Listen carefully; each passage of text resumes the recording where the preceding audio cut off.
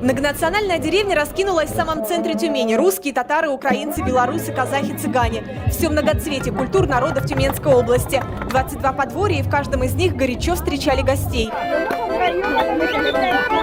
Татары – второй по численности этнос в регионе, а вместе с хантами, мансями и ненцами они еще и коренные жители Сибири. Все остальные народы обрели свой дом в этих краях гораздо позже. В татарском подворье жизнь кипела сразу на нескольких площадках. Конгресс татар Тюменской области объединил несколько национально-культурных организаций. Здесь кусочек Искер-городища с ханской юртой, музей сибирской татарской культуры, традиционное татарское подворье.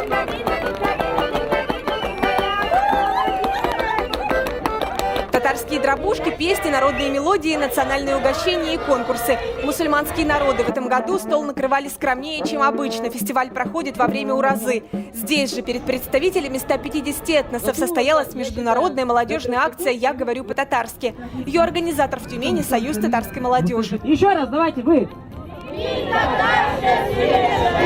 Мы познакомили гостей нашего татарского подворья с татарским языком.